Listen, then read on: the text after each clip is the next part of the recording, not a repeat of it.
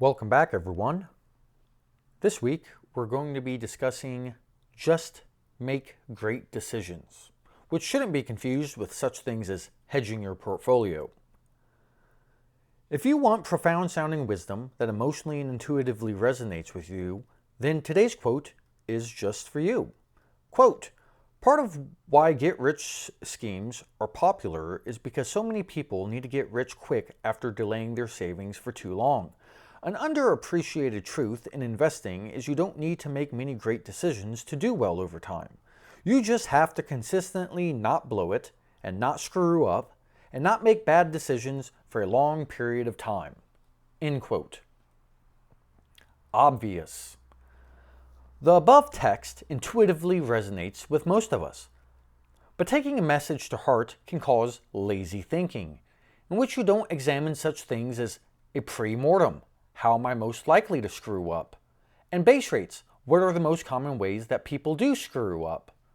This isn't good, and it demonstrates to us in real time the importance of both type 1 and type 2 thinking. You have to look past the sentiment it invokes and figure out how you're going to actually implement it. This is the danger of things which appear obvious. An underappreciated truth.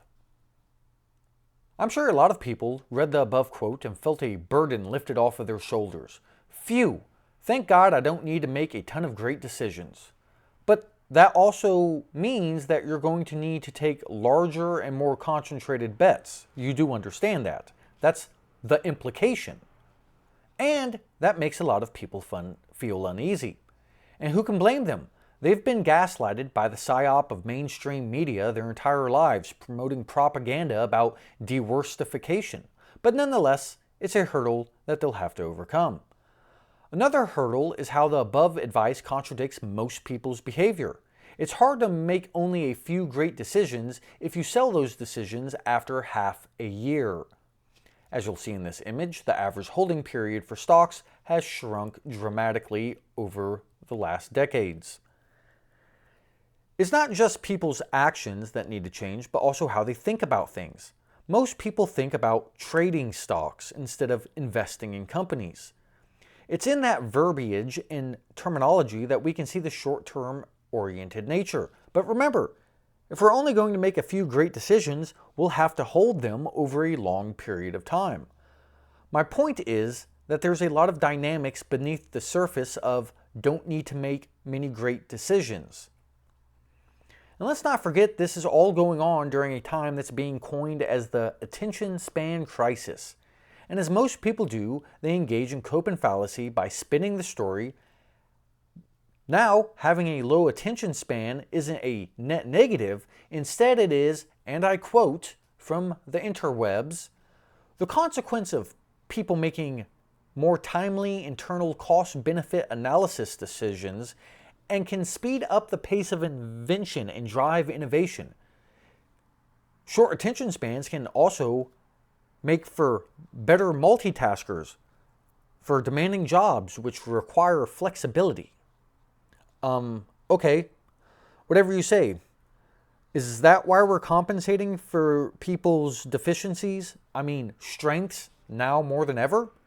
As you'll see here is a chart going back to 2009 for prescriptions to address these attention non-problems, I guess. People aren't giving their investments enough time to play out. A company's fundamentals don't fluctuate multiple percentage points a day, but their stocks can. People confuse them to mean the same. It's reasonable to think that a person who makes a few decisions can put in the research and due diligence to vet those investments. I don't think the same can be said for those who make a plethora of trades. There's a point of diminishing returns. For as much as people talk about 10 baggers, they're seemingly unwilling to give the company time to provide them with such results. All of this is underappreciated truths. That's why the vast majority of people fail. They can't not blow it, screw up, and make bad decisions. To be blunter about it, it's pretty oxymoronic to tell screw-ups that all they need to do in order to be successful is to not be themselves. To illustrate my point, Let's use what seems to be a counterintuitive example. Hedging.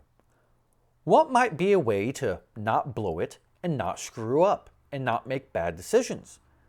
The idea of hedging strikes many as a great decision. But is it? Anyone familiar with my work knows my thoughts on hedging. For those uninitiated, you can go read my work Here and Here, where I extensively detail my opinion on hedging. Or you can just keep listening. We've all heard someone say how hedging is like having a car, home, or phone insurance plan, blah, blah, blah. And as I've warned you before, this is the problem with metaphors. People want to tell you how things are similar and conveniently ignore their dissimilarities. And as people do, they tell you the pros and not the cons. As an aside, it's important to be mindful of the fact that people's cited reasons for why they do something usually just scratches the surface. As we'll discuss, there's often all sorts of reasons why they're doing something that they're unaware of. And what they do say is them trying to justify it in a fashion that makes sense and makes them look smart. The example I often use to demonstrate this point is a phenomenon known as displacement. Here a person is telling you all the reasons why they're being mean to you, and yet they fail to mention the primary reason, which is the displacement. It's funny, no one ever says, I'm acting such and such way due to maladaptive coping and defense mechanisms. But those are, indeed, the primary reasons why they're acting that way. Back to the topic at hand. People often conflate words such as hedging and insurance interchangeably. Insurance is considered a smart decision, and as such, it has a positive connotation associated with it. Then they extend that positive connotation to hedging, since they've made those two ideas interchangeable. The way they've done that is by only telling you how they're similar, but not different, and decontextualizing it. But this is just the beginning of their linguistic subterfuge. After all, having insurance is a smart decision, right? You wouldn't be irresponsible by not having insurance, would you? Do you see the framing and loaded nature of those questions? Notice how those questions are framed in a coercive fashion to shame you and appeal to your ego and intellect? Then throw in a few phrases about risk management, fiduciary responsibility, and how a good offense is a good defense to seal the deal. Framing a hedge like I just did, and how many have done, allows these people to not evaluate it as a purely financial decision. This is an important step to take towards something that is value destructive with negative expected value and has a negative return on capital. After all, those are three traits of hedging, oftentimes. It's necessary for them to separate a financial decision, hedging, from the financial outcome. Otherwise, it would be nonsensical. That's why they appeal to shame, ego, and intellect by drawing loose comparisons. The talking points I've outlined above are often the result of someone rotely regurgitating what someone else said, or someone who is trying to alleviate their cognitive dissonance towards something that they want to do regardless of the facts, in an attempt to reduce the discomfort, anxiety, and unease around future uncertainty. You realize that it's their neuroticism and insecurity that prompts their hedging, not risk-adjusted weighted returns on the portfolio level. Hedging is one of the more prevalent and notable examples within the investing community of people's propensity to post-hoc rationalize. So hedging is a good decision that actually is often a bad decision. When trying to account for why you do something without actually accounting for the contributing factors, weird things happen, like inconsistent and contradictory speech and behavior. This is what the above example of people wanting 10 baggers but not giving it time to play out was all about. Or the example of displacement and how they'll tell you why they're upset without realizing that they're engaged in a maladaptive defense mechanism. But weird inconsistencies and contradictions arise here too in regard to the idea of hedging. For instance, if you ask people why they're hedging, they'll often tell you it's a smart decision in an attempt to avoid losing money.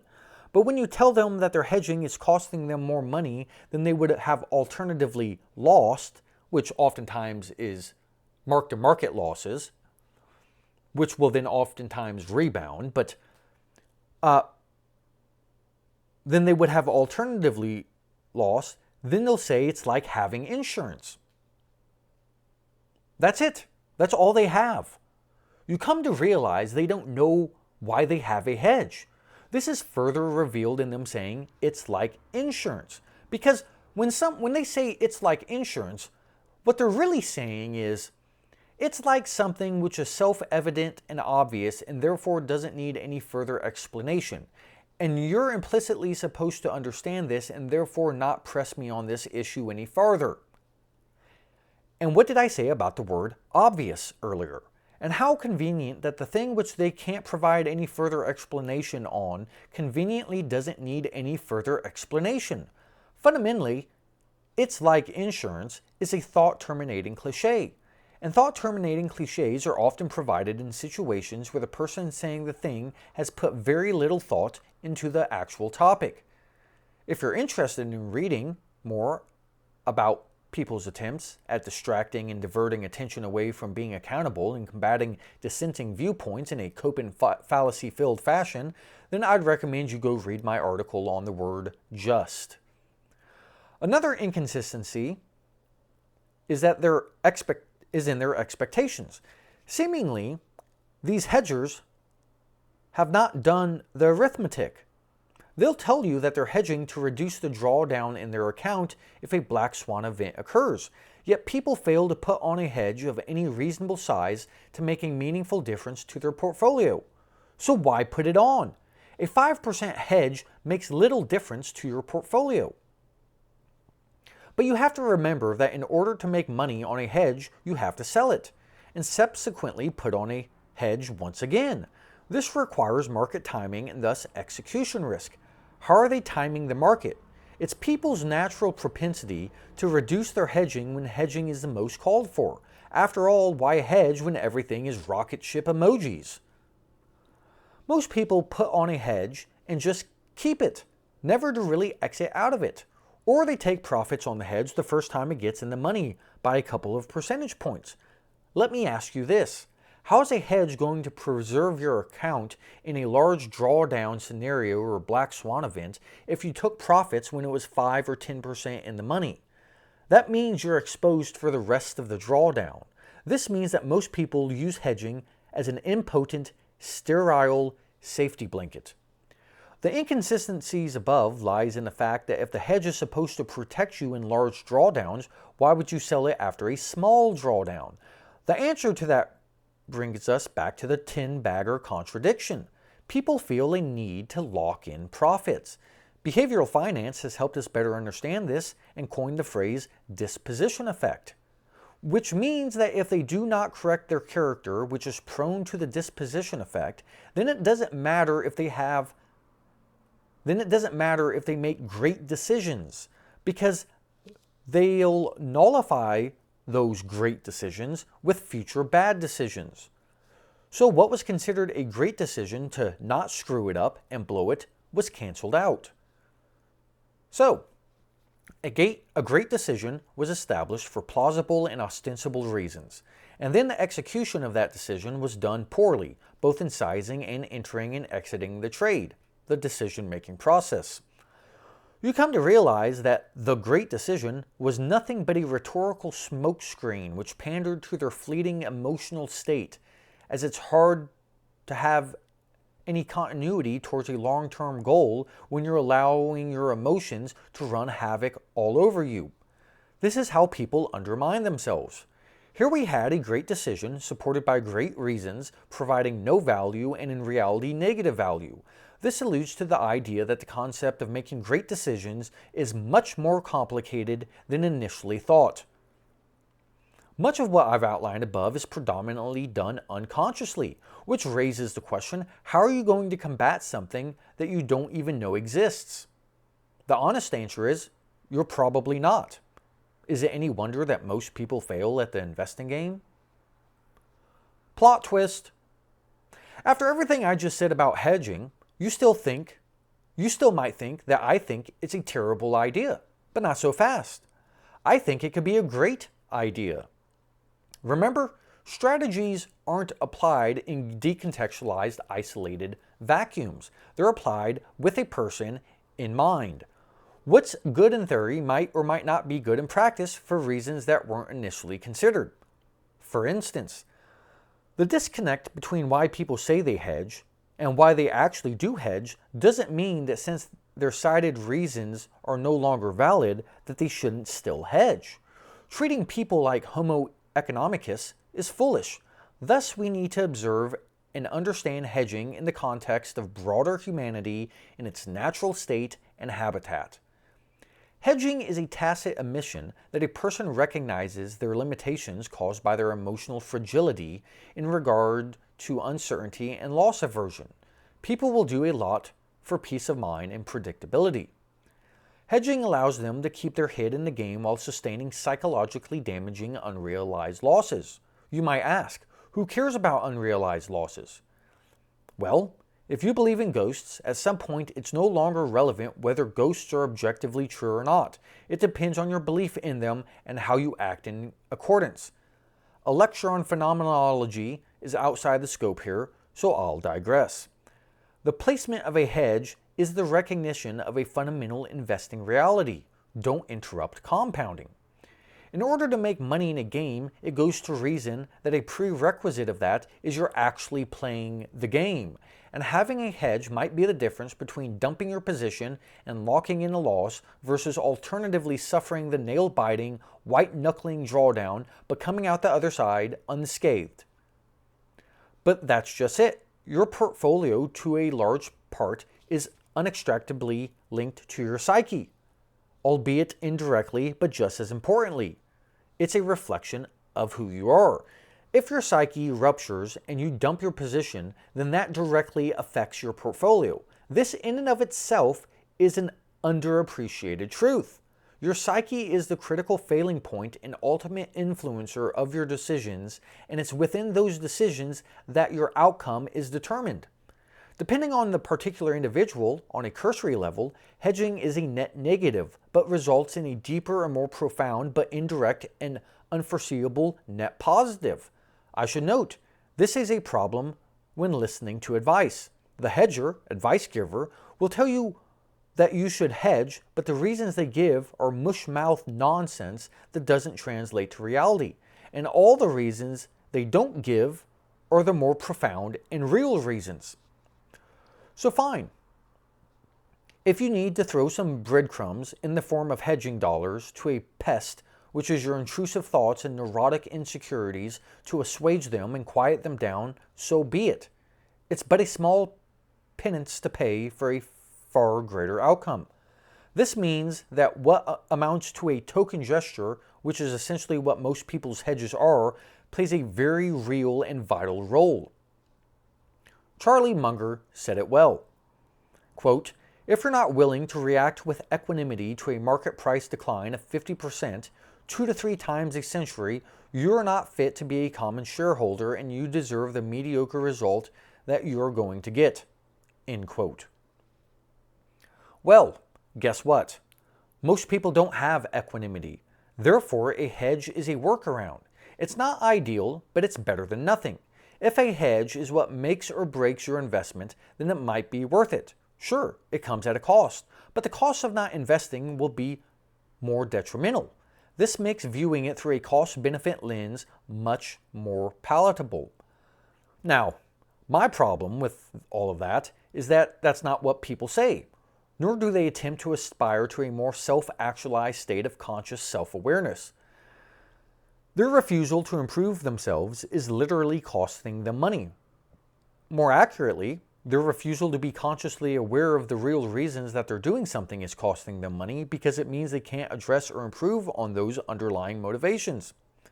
But people are doing the best they can, I guess. And as the saying goes, you shouldn't let perfect get in the way of good. I don't say that to condone mediocrity, but as a recognition that being unrealistic in your expectations is a surefire way to never get what you want. FYI, that saying is a perfect example of expressions being sentimentally true but factually false, which I discussed in last week's article. It would appear to me that hedging is more equivalent to a crutch, tax, penalty, or toll to be paid for falling short of the ideal state. In conclusion, the idea of hedging is an interesting one. People go out of their way to buy something that will cost them more money in the long run and turn right around and talk about setting themselves up in a good position to take advantage of things in the long term. This contradiction follows the theme of what I've been noting throughout this article. And that theme of people's predisposition to contradict themselves and via the discontinuity between their speech and behavior is why having great ideas is so hard. People get in the way of themselves, and worse yet, they don't realize it. What appears to be a great idea isn't, or more confusingly, it